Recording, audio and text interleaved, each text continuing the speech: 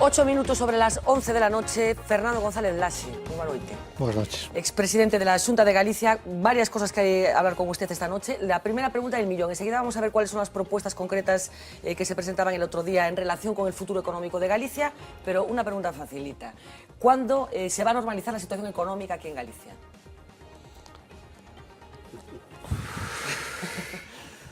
Digamos, después de la publicidad, vamos camino de, y tendremos que ir camino de, pero nos va a llevar un tiempo. El paro, es difícil de prever y establecerlo. Son muchas variables, unas que se pueden medir y otras que dependen de los comportamientos. Unos son racionales y otros van a ser de expectativas. Valen tanto los de expectativas como los racionales. Y ahí tenemos que jugar todos. Si queremos que esto avance, que despegue, sí que se atisban grandes síntomas de recuperación, pero es muy débil y muy vulnerable todo el sistema económico gallego. Grandes síntomas de recuperación, el actual gobierno se lo atribuye a la gestión de la crisis que se ha realizado desde que el Partido Popular llegó al gobierno. ¿Usted también lo atribuye a esto? No, no en el 100%. Todos los gobiernos actúan y todos los gobiernos favorecen, también entorpecen, pero favorecen desarrollos. ¿Qué ha pasado el año 2014? Bueno, pues que hubo un descenso importante del precio de la energía y hubo un aumento muy importante del comercio mundial. Y todas aquellas empresas que participaron en el comercio mundial, en ese reparto de cuota, se han beneficiado y han tirado positivamente de nuestra economía. La energía también está barata, por lo tanto es más fácil. Y hubo una devaluación interna a través de un descenso de los salarios y por lo tanto también ha permitido competir mejor. Todos del gobierno, no. Entiendo que apoya esa devaluación interna, esa reducción de salarios. ¿Cree que era necesario acometer esa reducción salarial? Solamente era necesario si uno quiere jugar más en el extranjero en determinadas empresas. Pero no, aquellas empresas que han aumentado salarios también pueden jugar. Y han jugado muchas de ellas. Empresas dinámicas en España no han bajado salarios, porque no tenían por qué hacerlo, porque su capacidad competitiva y su ventaja era suficiente. Solamente aquellos que no tienen un valor añadido alto o no han incorporado tecnología o no están bien posicionados, ¿cómo tienen que vender más? Bajando una parte de su coste fijo, que son los salarios. ¿Qué es lo mejor que ha hecho en estos 3 años largos el actual gobierno, el Partido Popular, en la gestión de la crisis, y lo peor? Pongámonos en lo mejor, no nos situemos en lo peor. Yo creo que lo mejor es entablar más relaciones con los ministros económicos de la Unión Europea. Yo le doy mucha importancia al juego europeo.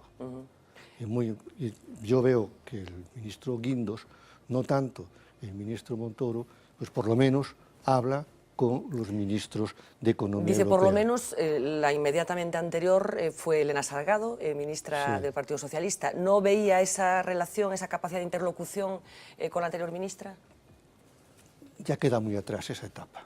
Pero hay quien dice que lo que vivimos ahora es consecuencia de lo que se hizo entonces. No, no necesariamente, no necesariamente. Hay muchos ajustes de determinadas empresas y actividades que no tienen nada que ver con el pasado, son muy recientes. Es decir, en el pasado sí que teníamos un boom que mucha gente dijo que era maravilloso, las burbujas, bueno, las .com, que después fueron un fracaso.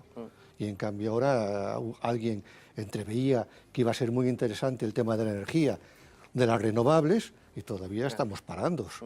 O todo el mundo sigue esperando que el sector agroalimentario, el tema de la seguridad alimentaria y todos los certificados, eso nos mejore nuestra posición, sobre todo la gallega, y es lo que estamos demandando, que se actúe en ese campo. Eligió destacar lo más positivo de lo que está haciendo el gobierno, esa capacidad de interlocución que le reconoce a Luis de Guindos, pero no me dice nada de lo que ha hecho Mariano Rajoy, que a usted le parece horrible. Pues mantener el elevado número de parados que hay en España e incrementar el nivel de las desigualdades sociales que hay en España. Y que aquellos servicios básicos de la ciudadanía, como la sanidad y la educación, son los que han empeorado para aquellas personas que tienen unas rentas más bajas y que la conciliación laboral es imposible efectuarla en España. Creo que ya... Sí, por eso no pero, quería hablar de tantas las claro, cosas malas, porque claro, no es mi... Pero me habla de la situación, Sí. pero yo no sé si eso se debe, si usted lo relaciona con algunas decisiones políticas tomadas por el gobierno. No, yo creo que en algunas sí que son decisiones políticas, ejemplo, es decir, el tema sanitario y el tema educativo sí que corresponde a decisiones de orden institucional. La no actuación en el campo de la conciliación también es muy difícil. Hoy que una pareja pueda hoy tener o adoptar niños y educarlos con el actual sistema de relaciones laborales. El gobierno habla de educación y de sanidad, efectivamente dos de los pilares de una sociedad del bienestar que pretenda pasar por tal. El discurso del gobierno es que no se puede permitir su coste, no nos lo podemos permitir. Sí, ¿Cree que sí? Sí, sí, yo creo que hemos pagado demasiado por el rescate del sector financiero privado. Hemos pagado mucho. Y ese dinero, si se hubiera destinado a estas otras finalidades, nos daría dinero. Yo creo que es mucho mejor haber destinado la mitad de lo que nos ha costado el rescate de la banca privada española, dedicarlo, por ejemplo, al tema de la investigación. Y me es igual el campo que se quiera. La médica, la física, la tecnológica, eso nos iba a rentuar mucho más. ¿No había que haber rescatado los bancos? ¿Había que haber dejado caer alguno, como se dijo en su momento? ¿Había que haber dejado caer alguno? Sí. Esto es una empresa privada. Si la empresa privada está mal gestionada, tendrán que pagar los gestores y los dueños de las propias empresas. Vamos a ver ese diagnóstico que se hacía por parte del Foro Económico de Galicia sobre la situación de este país y lo más interesante del documento, que son propuestas que se hacen para que Galicia vaya mejor de lo que va en la actualidad. Vamos a ver los puntos fundamentales de ese documento. 50 propuestas configuran el informe elaborado por el Foro Económico Galego gracias a la aportación de una treintena de expertos y empresarios. Su objetivo, la recuperación de Galicia de aquí a 2020 sin un refuerzo de fondos públicos. Se trata de tener suficiente imaginación para, con el dinero que existe, buscar una mayor optimización de las políticas necesarias para Galicia. Entre los retos está el de superar la crisis demográfica. Para ello proponen, entre otras medidas, simplificar los trámites para emigrantes retornados, incrementar las escuelas infantiles un 10%, especialmente en polígonos y grandes compañías, y eliminar la brecha entre empresa y universidad. Fomentar la natalidad y también la inmigración debería llevarnos a incrementar la población joven en cerca de 20.000 personas más. También proponen la figura institucional de una agencia independiente que analice la rentabilidad de las grandes infraestructuras. Permitiría evitar facer moitos elefantes blancos, non? Que se echaban moitas obras que con perspectiva vemos, pero qué disparate. El sector naval es otro de los ámbitos que necesita un cambio de timón con una mayor especialización tanto de los astilleros como de los propios profesionales. Solo así habría una mayor competitividad. La reactivación del rural pasaría, entre otras medidas, por penalizar a los que abandonen sus propiedades y también por reactivar el banco de tierras como mecanismo para que las fincas rústicas estén a disposición de 40.000 explotaciones agrarias. Otra de las actividades que pretenden reavivar, esta vez en el mar, es el servicio puerta a puerta para dominar el tráfico de mercancías marítimo. En cuanto a recursos públicos, el Foro considera que el Fondo de Compensación Interterritorial debería multiplicar por 7 su cuota para Galicia. Por último, apuestan por un cambio en el modelo productivo para captar capital foráneo y buscar nuevos mercados en otras fronteras, además de impulsar la marca de país con una consellería o secretaría específica que fomente una estrategia de acción exterior. Tenemos que aumentar el número de compañías o empresas gallegas que exporten. Si en el año 2013 había 6.100, quizá el objetivo del año 2020 sean de 7.500 empresas, es decir, un 23% más. Para ello, Galicia debe superar el hándicap de su situación geográfica y sacar partido al mar y a las oportunidades en el norte de Portugal. Bueno, esto es un repaso rápido de ese documento, que es muy prolijo, que es un documento importante. Empecemos por el final, señor Laxe. Captar capital foráneo. Algo se apuntaba en el vídeo, pero ¿cuál es el secreto? ¿Cómo se capta capital foráneo? ¿Qué tiene que hacer Galicia para llegar fuera y decirle, vengan ustedes aquí, que merece la pena invertir en este país? Ofertar nuestras ventajas. ¿Qué son? Somos una sociedad que tiene todos los recursos naturales, tanto renovables como no renovables, tanto en el subsuelo como en la agricultura, ganadería, forestal, pesca, mineral. Eso es bueno, porque eso se puede transformar. Y ahí es donde está el valor añadido, incorporando la tecnología. Somos un país que está bien situado, con buenas conexiones tanto para el hemisferio sur, África, como en diagonal a América Latina, y ya no digamos lo que es América del Norte. Somos un país que muchos de nuestros empresarios, cuando están fuera, triunfan. Y sus empresas son top en los sectores. Por tanto, hay una cultura empresarial importante en Galicia y hay una cultura de riesgo asumido en Galicia y hay una cultura empresarial que permite a lo largo de la historia ver cómo muchos empresarios se han hecho empresario después de que su empresa ha quebrado. Por tanto, el capital humano que vendemos y el capital natural que disponemos son baluartes importantes. Es muy interesante esto. ¿Qué hemos hecho mal entonces? Porque efectivamente esta es una de las gran paradojas de este país. Grandes empresarios fuera que aquí no acaban de encontrar las condiciones. No somos capaces de encontrar ni nuestro gran discurso de marca país o de marketing territorial y nuestra selección o elección de lugares donde tener que vender todo eso o tener que posicionarnos. Por ejemplo, si pudiéramos haber utilizado los Erasmus, nuestros estudiantes que van fuera, como agentes transmisores, igual que lo hemos hecho como nuestros centros gallegos en la inmigración, en uno va a los ciudadanos, familias, centros gallegos, el otro va a los grandes centros de decisión, de estudio, de captación de capital humano. Yo creo que eso tendría un efecto multiplicativo. ¿Cuánto cuesta? Nada. Es simplemente que nuestro Erasmus, que salga de Galicia, va a una universidad internacional, le demos una nueva cartera que lleve publicidad y que conecte directamente por las redes para poder enviarle todo lo que aquí estamos haciendo. Convertir a los Erasmus en agentes comerciales. En agentes comerciales. Nos falta a Galicia ser más comercial. Más comercial. Hablaba de que Galicia es un país con recursos. Efectivamente, yo creo que todos coincidimos en que tenemos un país muy generoso, que da muchas cosas y que yo no sé si aprovechamos suficientemente. Hablan del sector rural, del medio rural. ¿Parte del futuro tiene que pasar por ahí? No, por supuesto, como se vivía en el rural durante el siglo XX, incluso, la primera mitad del siglo XX, pero ¿parte del futuro de Galicia tiene que venir por darle una vuelta al rural? Lo que no podemos es admitir el despoblamiento de la zona rural. Si la población va a crecer en el mundo, mucho durante los próximos años, no por la vieja Europa, sino por los nuevos países, esa población tiene que comer. Hoy, es decir, este año 2015, hay dos grandes debates en el mundo. Uno, el clima, vuelve a ser, y otro, el de la seguridad alimentaria, es decir, el abastecimiento. Bueno, ¿eso quién lo puede hacer?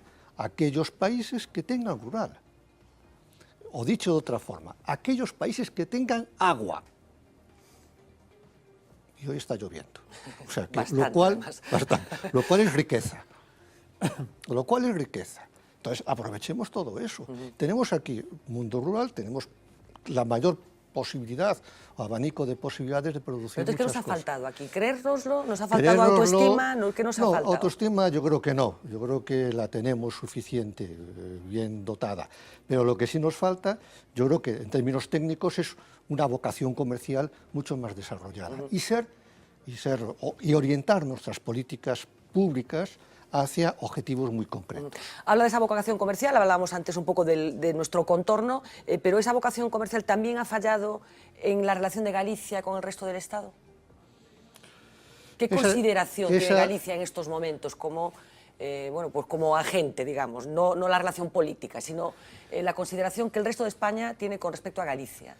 Yo creo que a veces los gallegos, con respecto, en el marco estatal, creo que a veces nos equivocamos o ahí sí que jugamos a no ser ganadores y apostamos por políticas que no dan tanta rentabilidad. Por ejemplo, yo no soy de los grandes partidarios de poner todos los huevos en la cesta del Camino de Santiago como única acción hacia afuera. porque diversificar. Eso creo es mucho más interesante hacer otro tipo de cuestiones. Yo creo que cuando se lanzó las campañas de la moda gallega, por ejemplo, o del mueble gallego, por ejemplo, o de la joyería gallega, por ejemplo, creo que tendría mucho más peso, porque eso trasciende lo que es el propio marco general del Estado español y se va hacia afuera. Y creo que hay, pues hombre, cosas que nos pueden incomodar. ¿Por qué todos los certámenes del mueble están en Valencia, justo una comunidad autónoma que no tiene bosques? Y siendo aquí nosotros más del 40% de la producción forestal, todavía nos cuesta mucho encontrar un organismo que certifique nuestra madera. O hacer como los países nórdicos, insinuar o incentivar que las casas tengan más madera. Es decir, nosotros no podemos destinar todo, más del 50% de nuestra madera a la planta de celulosa. Que ese es el destino. Por eso los aserradores y los propietarios dicen, ENCE es fundamental. Pues claro que es fundamental para ellos. Yo no entro en eso, lo que digo es que tenemos otros productos que sí le podemos sacar más provecho. Hagámoslo. Y en el tema de la alimentación, pues hombre, creo que tenemos empresas suficientemente potentes que no sé si hay que empujarles un poco más para que den un salto adelante. Pero entonces, si no es un problema... Jorge sabe mucho de eso, si no es un problema de autoestima, que es un problema de qué, de talento, de organización, de creérselo, de qué, no sé, de plan, no encontramos todavía esa... De ponernos un poco de acuerdo todos. Yo creo que de acuerdo estamos en el diagnóstico la mayoría. Después están las preferencias, las opciones, a veces no encontramos el momento que lo hacemos es con poco dinero, o nos hemos equivocado, o ya nos ha pasado ese momento. A lo mejor no hemos encontrado, por ser generoso, ese momento exacto en el poder desarrollarlo. Pero a lo largo de nuestra historia reciente, historia autonómica, hemos, en algunos instantes, sido los que están mirando para nosotros, es decir, la unidad de trasplantes de aquí en Coruña, pues, en boca de toda España como gran desarrollo tecnológico y lo hemos puesto en valor pues, muy poquito, ¿no? Muy poquito. O sea, tenemos muchas cosas que no hemos sido de las que presumimos poco, de las que presumimos poco. De las que no le sacamos. Es lo que llaman los de la logística el último kilómetro, el último metro. Toca, lógicamente, bueno, pues uno de los grandísimos problemas que tiene esta sociedad, no solo esta, pero Galicia, de una forma evidente, que es el problema demográfico. Ese es el problema. Llevamos dándole vueltas al problema demográfico unos cuantos años, no estamos siendo capaces de resolverlo. Yo no sé si es que no tiene solución, si es que los pueblos nacen, crecen, se reproducen y mueren, y ahora estamos en la fase final, o no, o hay solución y se pueden cambiar las tendencias de una forma seria, porque efectivamente el diagnóstico está hecho, hay grandes demógrafos en este país que llevan alertando sobre lo que está sucediendo desde hace mucho tiempo, se habla de que este es un país inviable con las cifras que tenemos en estos momentos, y la pregunta es, ¿cuáles son las políticas concretas que han determinado en el foro que hay que hacer ya, con carácter inmediato? La más inmediata de todas es facilitar a la pareja que puede procrear y al mismo tiempo trabajar. Este es el gran problema, o sea, la gran explicación. La primera de todas ellas. Usted, lo digo por experiencia, es decir, si una chica joven tiene un niño o una niña, bueno, ¿qué hace? ¿Puede trabajar? Si tiene dos, de 1 año y de 2 años, ¿qué hace? Va cargado a la guardería a las 7 de la mañana, los deposita allí, entre comillas deposita, va a trabajar a las 8. En los demás países lo tienen, los nórdicos lo tienen mejor resuelto, favorecen todo eso. Hay que favorecerlo. Políticas de conciliación, si ¿qué no, más? Con esa de entrada me llega, pongámosla en marcha. Lo que pasa es que es cierto que los problemas de natalidad dinero, es una cuestión de organización de la sociedad. Claro, pero los problemas de natalidad son más acusados cuanto más rica es una sociedad. No tiene que ver exactamente con las condiciones económicas, ni siquiera de las familias. Hay familias que tienen una posición económica desahogada y que están en la misma dinámica de no tener hijos, ¿no? Usted sale a la calle y lo que ve es a todos los abuelos con niños. y a las 7:30 de la mañana ves a muchas madres o a muchos padres con el niño pequeño que se lo van a llevar a casa de los abuelos. Yo es lo que veo por la mañana. Políticas de conciliación, entonces. Otro asunto que me interesa también tocar, y enseguida escucho a mis compañeros de mesa, nuestros compañeros de mesa, es el asunto de las infraestructuras. Sí. Esa propuesta de crear una agencia independiente que nos habría ahorrado muchos disgustos si hubiera existido. Primero, las infraestructuras tienen que tener todas, cuando superen una cantidad, no, hemos dicho de 5 millones de euros, Claro, un análisis claro. coste-beneficio. ¿Que no se ha hecho de manera sistemática en los últimos años? No se ha hecho. No se ha hecho. Es decir, si uno hace un análisis de coste-beneficio, pongamos del AVE, que lo se ha hecho a posteriori en el de Barcelona-Madrid, ¿cuántos tiene que llevar? 8 millones de pasajeros. Claro, uno se pregunta, claro, entonces ya entiendo por qué los franceses solamente tienen el París-Lyon-Marsella, o los alemanes, claro, porque no les reditúa. O sea, está diciendo algo políticamente incorrecto. Nos hemos pasado con el AVE. Sí. ¿En Galicia también? No, nos hemos pasado en el concepto de España. Es decir, es interesante, hemos pasado de un tren que iba muy lento a un tren maravilloso. Claro, si nos dan un tren maravilloso, ¿lo vamos a rechazar? La respuesta es no. Pero no lo necesitábamos. Pero quiero decir que cuesta mucho. Es decir, hoy, dentro de poco, en España, todas las capitales de provincia, o casi todas, van a estar conectadas con AVE, con alta velocidad. El país del mundo que más kilómetros de alta velocidad va a tener, ¿no? Muy bien. Ahora, ¿cómo lo podemos buscar el retorno? Si todas nuestras empresas ganaran todos los concursos en el mundo. Entonces, oiga, me va a financiar el resto del mundo mis características. Decía todas las un poco capitales... como los americanos con el dólar. Claro. Pues eso, hagamos del tren de alta velocidad el dólar americano. Decía todas las capitales de provincia del mundo. Después otra cosa es que esté conectada con otras infraestructuras como los aeropuertos, este tipo de cosas, que ahí las conexiones sí que no existen. Eso es otra asignatura que se llama intermodalidad. Claro, que también está pendiente de aprobar, ¿no? Esa es todavía más difícil. Pero en el primer curso de grado, pero eso es de máster, sí. En el primer curso de grado está la de las infraestructuras. Y eso, hombre, pues tenemos que hacerlo. Hablamos del AVE. Eso y aeropuertos, y si quiere también puertos. Hablamos del AVE, pero de las infraestructuras de las que disfrutamos aquí en Galicia, ¿cuál es la que a usted le parece bueno, más inconveniente o más superflua o que nos la podríamos haber ahorrado? No, yo creo que la mejor es el tren que debe ir rápido desde Ferrol hasta Vigo. Esa es la mejor. Esta es la mejor y la que debemos de seguir apoyando. Sí, aunque desde Coruña a Vigo pues se tardan 2 horas menos 10. Hay que hacerlo... Bueno, con carácter inmediato, Coruña-Vigo creo que se va a poner en hora y poco, ¿no? Este mismo Tiene año, que ser muy rápido, sí, porque son 2 polos que tienen que además que conjugarse mucho. ¿Cuáles son las otras que se han hecho, que tenían que ser objeto de una revisión? Pues todas aquellas que están duplicadas y que están muy próximas entre sí y que no tienen ningún sentido. Por ejemplo, pongamos ejemplos.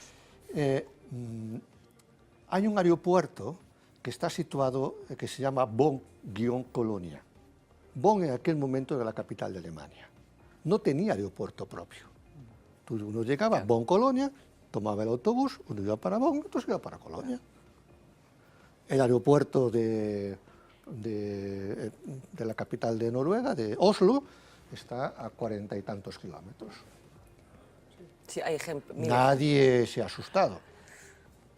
O sea, que sobran aeropuertos aquí en Galicia. No, yo creo que está mal tomada la decisión de ubicación. Bueno, claro, efectivamente. No es que sobre, está mal tomada la decisión. Claro, si una vez los hemos estirado tantos que quedan tan lejos, bueno, pues entonces quizá no sobre.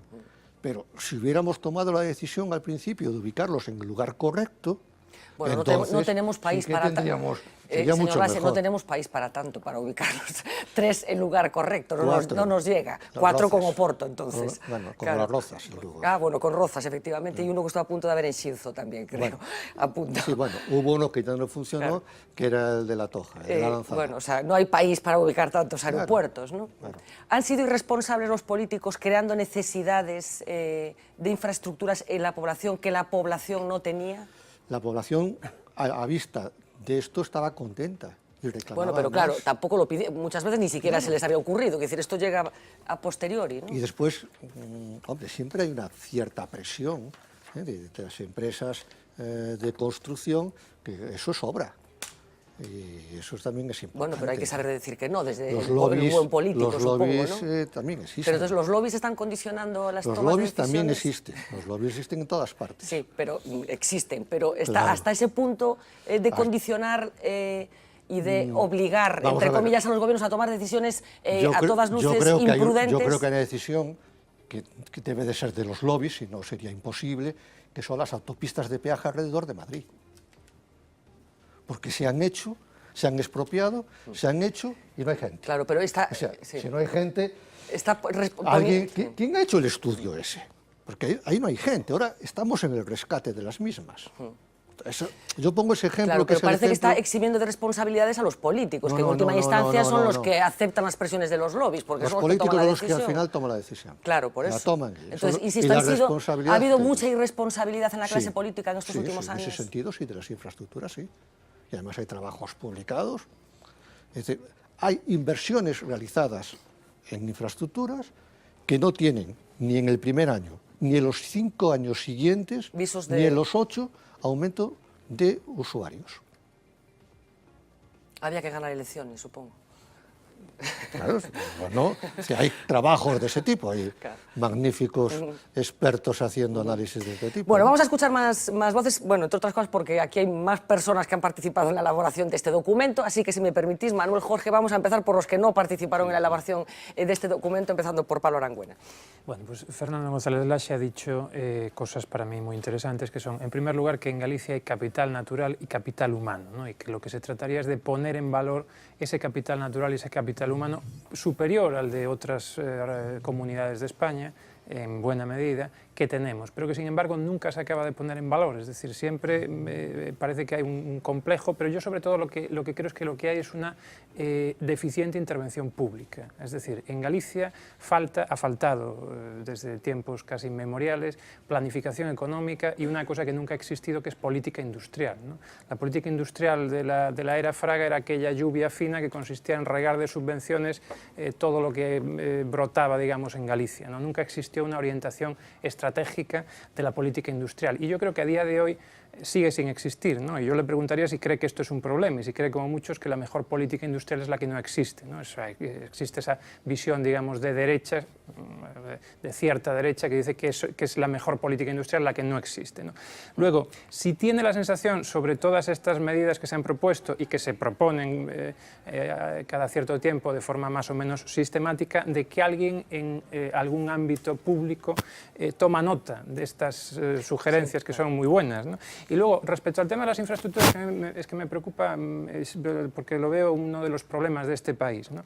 Si el problema no será, porque vamos a ver, el AVE, yo creo que a día de hoy tenemos la segunda red de AVE en términos absolutos del mundo por detrás de China. Sí, será la primera cuando pero esté todo acabado. No en términos relativos, sino absolutos, Sí. claro, comparar China con España, bueno, es un disparate, ¿no? No, Pero Japón.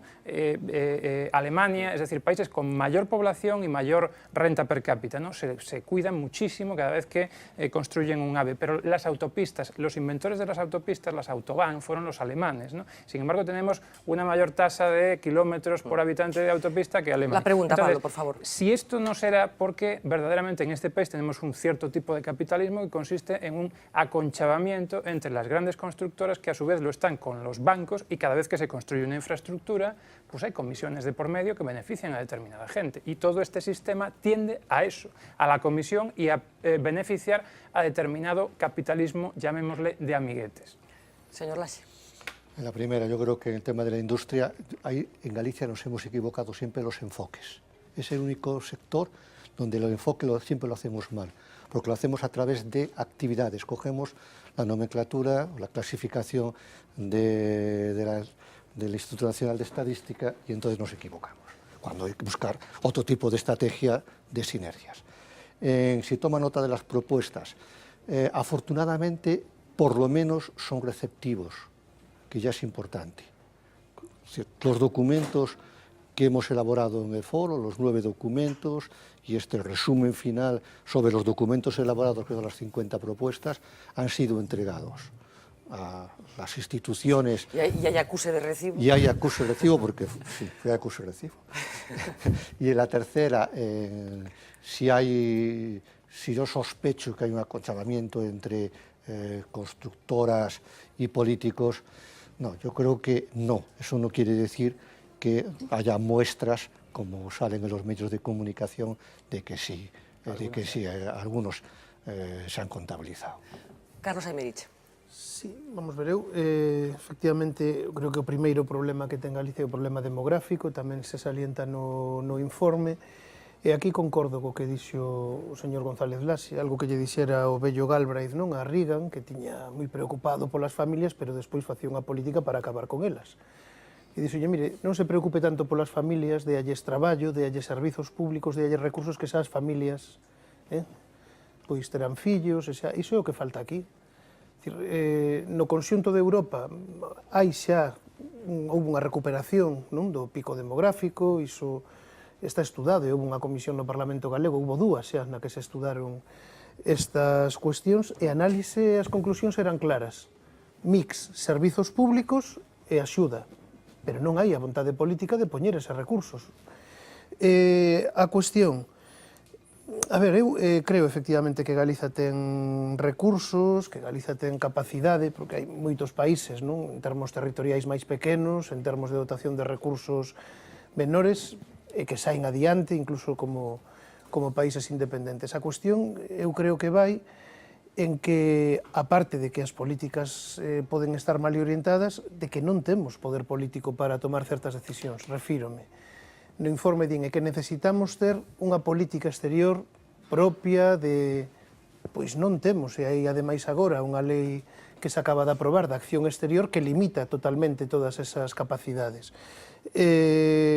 Construcción naval.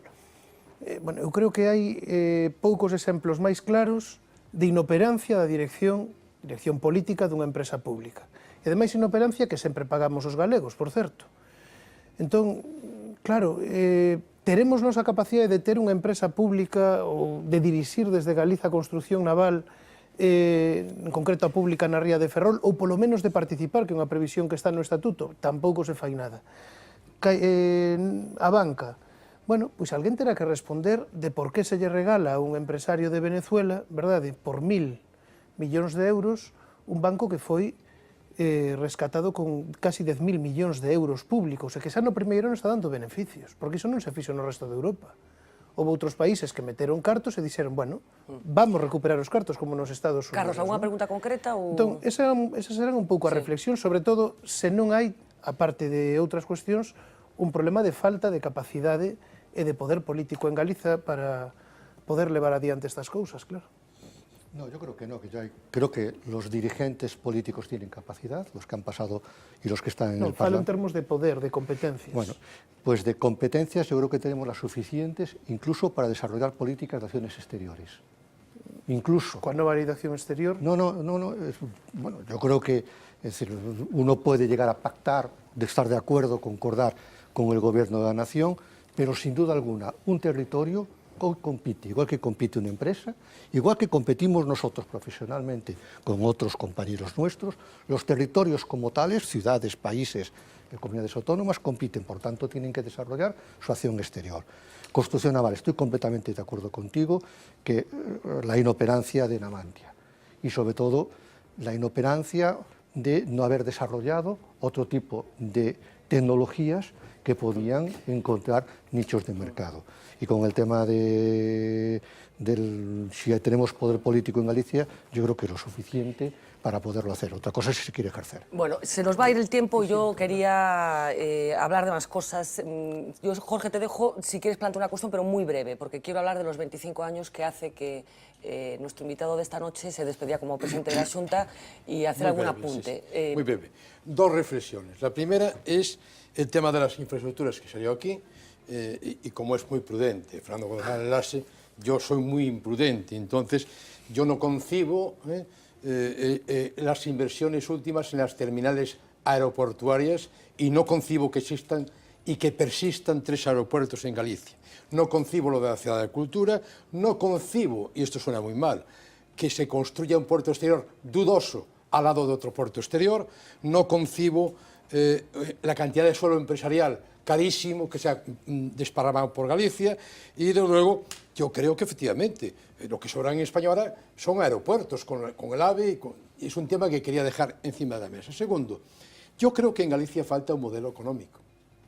O sea, no hay concreción y la Xunta no lo ha tenido nunca, nunca, a pesar de planificaciones y todo lo demás. Entonces, un ejemplo típico es que Galicia da subvenciones inerciales. Quiero decir, si Galicia hace el Centro Tecnológico de la Automoción, pues hace el segundo y el tercero y lo que haga falta de la automoción. Y se olvida de que esas subvenciones no están condicionadas y depende absolutamente de la decisión estratégica y de las trampas que pueden hacer desde París. Tercero, en Galicia hay cadenas, tenemos más recursos naturales, endógenos, que Japón. Sin embargo, existe un planteamiento económico de seguir viendo el sistema primario, secundario y terciario, cuando lo que hay que ver es transversal, en vertical. La madera en Galicia, ¿se tocó la madera? Por la madera. Tenemos la madera, tenemos el tablero con el madera. Quizás no tengamos una madera de acabado bueno, pero tenemos la chapa, y en consecuencia podríamos tener una industria tremenda de carpintería y mobiliario. Pero yo incluso, en un tema, y ya termino, la construcción. La construcción ocupó en Galicia el 22% del PIB. Y en consecuencia no puede morir la construcción. ¿Pero qué construcción? ¿Más pisos? No, la construcción de rehabilitación, en la cual además habría que ennoblecer con nuevos materiales y con madera. Y la verdad, se ha hablado del naval, yo estoy cansado de criticar el naval, habiendo trabajado 30 años en el naval. Pero desde luego, el naval es la cadena de Galicia en donde solamente tenemos la cola, solo la cola, que es montamos cosas que vienen todas de fuera, incluido el material. No te escuchan nunca, Jorge, porque mira que ya vas diciendo lo que quiero esto... decir es, dejémonos de bromas con el naval. Yo estoy de acuerdo que el único naval de Galicia que tiene realmente una crítica que hacerse es el público. Navantia, a cuyo frente tiene que haber una cúpula de incompetentes enormes. ¿Cómo es posible mantener esos incompetentes con una empresa, con la riqueza que tenía esa empresa? Y Jorge, permíteme una cosa, la internacionalización. La única forma de que la demografía en Galicia pueda crecer compatibilizando, ayudando, subvenciones, etc., es produciendo, porque eso, como decía muy bien, que tire de la producción, digamos, de tener, porque tenemos una pirámide invertida y para eso hay que internacionalizarse muchísimo más. Y para eso, tamaño de empresas. Galicia es un conjunto de empresas que la mayoría son miñocas, son piollosas. Me gusta esa palabra. Manuel, te voy a dejar con la palabra en la boca porque quería hacer un apunte, como decía, a la parte política de Fernando González Laxe. El 27 de enero, hace 2 días, se cumplían 25 años del discurso de despedida de nuestro compañero de esta noche como presidente de la Xunta. Mira Méndez ha hecho un repaso de qué sucedió aquel día en el que Laxe dejaba de ser, como decíamos, presidente de este país por el Partido Socialista. Buenas noches. Fernando González Laxe es historia viva de la política gallega, aunque el socialista decidió ponerle punto y final a su etapa en la primera línea de la política hace justo ahora 25 años. En diciembre del 89 perdieron las elecciones ante el PP, eso pese a que lograron el mejor resultado de los socialistas en Galicia, 28 escaños, más del 32% de los votos, insuficientes ante la mayoría absoluta lograda por Manuel Fraga. De esta forma, un 27 de enero de 1990, Laxe se despidió del Parlamento gallego. Lo hizo en un discurso en el que dijo que dejaba una Xunta más accesible y también transparente, pero en el que también pidió disculpas por transmitir tal vez una imagen de político alejado de los ciudadanos. La popularidad a partir de entonces se la llevó toda Manuel Fraga. Fue presidente durante 16 años. Empezamos la década de los 90 y también la era Fraga. Un 5 de febrero de 1990 tomó posesión y protagonizó también su primer baño de masas en el Obradoiro, un acto que después se convirtió ya después en clásico. Esto en cuanto a la política. En la economía y en lo social, los 90 fueron también un año intenso. Bueno, después enseguida vamos a ver un vídeo comparando aquellos años con estos, 25 años. ¿Recuerda aquel día, aquel discurso, lo que sentía, si la sensación que tenía era de qué pena no poder seguir desarrollando el proyecto que usted tenía en la cabeza para Galicia? ¿Alivio? O sea, ¿cómo se fue de la Xunta? Me fui dando un discurso explicando un poco el resumen. en el despacho del presidente de la Xunta, la silla del presidente estaba vacía, correspondería al que llegara, yo estaba justo en la silla del confidente, es el que está enfrente, y desde ahí me dirigí a la sociedad gallega, pues pidiendo disculpas en aquello que pudiera no haber acertado o haber molestado, pero sobre todo también reivindicando pues, la gestión que durante esos 2 años y medio pues, tuve el honor de representar a todos los ciudadanos. Si usted hubiera seguido siendo el presidente de la Xunta, ¿cree que Galicia hubiera sido mejor? Sí, completamente. ¿En qué? En todo. Primero, en todo ya. Primero porque era un gobierno que yo creo que era una nueva juventud, una nueva generación que correspondía en aquel momento. Tengan en cuenta que yo fui presidente a los 35 años, por lo tanto fui presidente más joven, también fui el expresidente más joven, también, a los 37, las dos cosas. Pero sí que tenía, yo creo que había mucha energía y por lo menos había una gran, digamos, cohorte poblacional que iba a defender lo que era el país. 35 años, efectivamente, presidente de Galicia más joven. Me hace gracia porque esta circunstancia de la edad hoy se utiliza como un aspecto negativo para criticar a las personas que están representando nuevas opciones políticas. Hablo concretamente de Podemos. Una de las críticas que al principio se le hacía es que eran demasiado jóvenes. Pues que me llamen. Los que critican a ellos... No, cualquiera. ¿No? Que los llamen, pero ¿para qué? ¿Para qué quiere que lo llamen? No, para nada. Nada. Vale. No, decía, que lo llamen. ¿Llamaría usted a Pablo Iglesias para cenar con él? Llamarlo no. Si él me llama, yo voy a ceno, no tengo ningún problema. No, yo no tengo interés en saber hoy cuál es su política partidaria. Quizá me interese más saber cuál es su pensamiento personal, pero bueno, no estoy yo para llamar por teléfono. ¿Le pareció bien la cena, se lo digo lógicamente, por esa cena de José Bono y Rodríguez Zapatero con Pablo Iglesias y Íñigo Rejón? No, es como si ahora me llama el presidente de la Xunta, pues claro que voy a cenar con él, como si me llama el dirigente de la Asociación de Vecinos, pues también voy a cenar con él. O sea, ¿no le pareció una traición al actual secretario general? En absoluto, en absoluto. Yo creo que ahí no, yo creo que los ex tienen esa ventaja, ¿no? De poder. O sea, solo ve buena voluntad, no ve nada, no ve ninguna jugarreta en ese encuentro, en esa cena. No la veo porque primero el secretario general del PSOE acaba de ser elegido. No hay visos de que haya nuevo Congreso, que lo cambie, que lo sustituyan o que renueve, y por lo tanto no hay nada. Sí, pero una cosa es el secretario general, otra cosa es el candidato a la presidencia del gobierno, ¿no? Bueno, las reglas se han marcado así, y él fue un defensor de esas reglas. Primero es un cargo orgánico y después es un cargo, la posibilidad de ser un cargo público. Políticamente, ¿le gusta Pedro Sánchez? Me gustaba más otra gente. ¿Quién estaba en su...? ¿Quién cree usted que...? Yo soy más de la generación de esos que no encontraron su sitio. Y a mí de los políticos que he conocido y que me gustan, pues era desde Manuel Marín, por ejemplo. Yo creo que Manuel Marín fue un político muy convencido, muy europeísta, muy progresista, que quizá por esos saltos de la historia, pues esa generación quedó en nada. Y seguro que si me escucha, me pegará. ¿Y de la generación de Pedro Sánchez, cree que los había más dotados para el complicadísimo momento que está viviendo el Partido Socialista? El Partido Socialista, como ha introducido el concepto de primarias, pues el concepto de primarias es un concepto que excluye a mucha gente. Los que ya no se quieran presentar ya no juegan. Entonces solamente juegan aquellos que se presentan. Entonces no es la elección óptima, ni la más eficiente. Y eso es lo que también el PSOE va a tener que pensar en algún momento. Solamente es aquellos que se presentan. No se va a buscar al óptimo, ni al eficiente, ni al adecuado en ese momento, quizá. Si no hubiera ese proceso de primarias, ¿a usted le hubiera gustado ser candidato del Partido Socialista a la alcaldía de A Coruña? No. ¿No? No tiene nada que ver con el proceso, su decisión de mantenerse al margen. No tiene nada. Yo creo que después de ser presidente de la Xunta de Galicia, bueno, es difícil... ¿No le gustaría ser alcalde de A Coruña?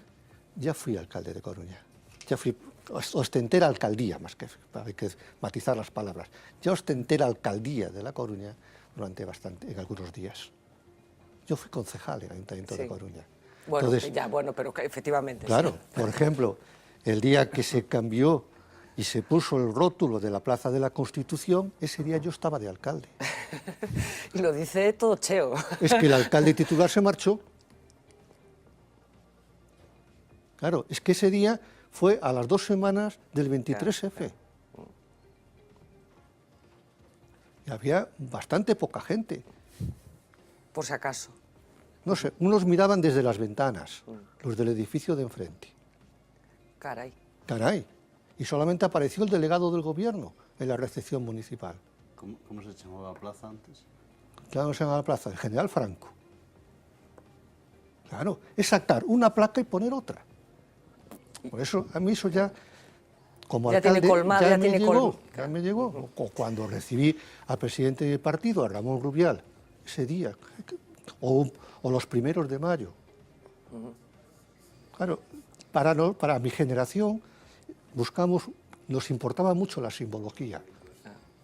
Y esos valores le dábamos muchísima importancia. Ahora, Quizá sí. no es así, pero en aquel momento sí. ¿Puede acabar pasando con el PSOE lo que ha pasado con el PASOK? No. Convencido que no. No se va a convertir en un No, partido yo no sé cuál será irrelevante en el juego. Yo no sé cuál será el resultado que tenga el Partido Socialista, pero sin duda alguna no desaparece de la escena, ni va a desaparecer de la escena. Por una razón muy sencilla, porque en la sede de los partidos socialistas siempre hay unas personas al final de todo que no suelen hablar. Son las personas mayores, los que tienen la historia. Y esos, claro, lo que pasa cuando es que llega el momento, ahí. levantan la mano. Claro. Y son los que están levantando la mano de vez en cuando para decir a la fogosidad del momento, a los que son más fogosos, decir, por ahí no es. Es muy difícil. Es muy difícil que cambie. Como también es muy difícil que el partido de la derecha o el Partido Popular desaparezca. Bueno, en estos momentos parece que tiene más papeletas el PSOE que el PP, de encontrarse en esa situación. Bueno, pero también el PP puede pasar de lo mismo que la UCD. Sí. Es decir, ¿Cree que sí que le puede pasar? No, porque también da la sensación a veces de que es tanto el encaje de bolillos que puede ocurrir algo como... ¿Por qué cree que miles de votantes del Partido Socialista se han pasado o se están pasando a Podemos, según indican las encuestas? Porque los líderes o los dirigentes del Partido Socialista que hablan en público no son capaces de hacerse entender. ¿Pero es un problema de mensaje nada más? Primero, es un problema de mensaje y es un problema de actitud dentro del partido. Un partido político, hoy en los tiempos actuales, tiene que ser más rápido, más diligente. Y cuando encuentra algo que no está bien o va en contra de lo que es la historia, tiene que sacarlo rápidamente de ahí. Pero después tiene que estar presente y tiene que responder. Es decir, ¿qué es lo que yo veo? Cosas que no sé, que hemos hecho mal. Por ejemplo, digo una, que a mí por lo menos me ha parecido mal. ¿Por qué tenemos que votar en contra de Juncker como presidente de la Comisión Europea? ¿Por qué? Porque llevaba en el equipo de la Comisión a un comisario español del Partido Popular. ¿No es Juncker más progresista que Barroso? El argumento fue... Y que Barroso tenía en su comisión a otro socialista, a Joaquín Almunia. Por tener a Joaquín Almunia, exoneramos... Los problemas de Juncker son otros, claro, ¿no? Parece que hay algo de, en fin, enseñaría fiscal... En el programa. Claro, el problema de Juncker, en teoría, el motivo para este voto en contra fue otro. Yo creo que no fue Juncker, yo creo que fue Arias Cañete. No sé yo. En cualquier caso, señor Lache, ¿está cómodo, ya para acabar, que estamos fuera de hora, está cómodo en este Partido Socialista? Yo sí. ¿Está cómodo? Sí, muy ¿No cómodo. se plantea movimientos como han hecho No, yo seguiré personas? militando, sí. Y muy a gala, Y muy a gala. Puedo criticarlo, pero si usted le critica mucho, salgo y le doy, Es decir, voy a defenderlo. Pues ha sido un placer, Fernando González Lache. Vamos a ir a publicidad. Vamos a ver, antes de publicidad, ese vídeo en el que vamos a tratar de establecer diferencias entre la Galicia de hace 25 años y la actual. Unos minutos de publicidad y regresamos, que todavía tenemos que ver titulares de la jornada y el off the record. Un placer, de verdad. Interesante documento. A ver lo que decía Pablo Arangüena, si quien tiene que dar el acuse de recibo, además de acusar el recibo, pone en marcha algunas de las medidas. Y muchísimas gracias por acompañarnos esta noche. Gracias a vosotros. Veamos esa pieza y volvemos enseguida. Los 90 fueron un año de cambios. Para empezar, en febrero el gobierno autonómico de Galicia cambió de color. Manuel Fraga aterrizó en la política gallega para transformarla para siempre. Aquí está. Se mantuvo 16 años al frente del Ejecutivo, la era Fraga. El primer año de la década vimos cómo crecía ligeramente el paro, pasaba del 11,8% al 12,2%. 25 años más tarde duplicamos esa tasa y somos prácticamente la misma población. En lo económico, el Naval intentaba levantar cabeza tras su primera reconversión y con la segunda acechando. Solo en esos 12 meses perdió 2.000 trabajadores. Inditex daba sus primeros pasos y la AP9 todavía estaba en construcción. Santiago y Pontevedra aún no estaban unidas. Galicia tenía más de un banco propio y caixas. El PIB por habitante era de 9.313 euros al año. Ahora lo duplicamos, con una renta per cápita media de 20.399 euros, lo que no quiere decir que seamos más ricos. El mar, fuente de riqueza, también se tragaba vidas. Galicia tenía menos ayuntamientos que ahora, 313. Ailla y Burela todavía no existían como municipios. En el sur de la comunidad vivimos uno de los episodios más turbulentos, la macrooperación Nécora, la primera redada contra el narcotráfico en Galicia. Curiosamente, ese fue el mismo año en el que se estrenó en los cines El Padrino 3. También bailamos con lobos en la gran pantalla, lloramos a Patrick Swayze en Ghost y asistimos a las proyecciones de las primeras películas gallegas. Sempre Xonxa se acababa de estrenar, fue a finales del 89. En la televisión, el mando comenzó a tener sentido. Nacieron los canales privados. En las ondas escuchamos por primera vez a Los Diplomáticos de Monte Alto. Luz Casal sumaba nuevo éxito. Ese año fue también el último en el que el Depor jugó en segunda, se mantuvo en primera más de 2 décadas. En el 90, la movida de los 80 se apagó de golpe. Un atentado do exército guerrilleiro do pobo galego Ceibe terminó con la vida de 3 jóvenes, 2 de ellos los propios portadores del artefacto explosivo, en la discoteca compostelana Clangor, icono de una generación. Pero ese año también fuimos testigos de cómo se creaba vida en casos en los que parecía imposible. Nacía el primer bebé probeta de Galicia. Desde el espacio, Hubble nos vigila a todos desde entonces.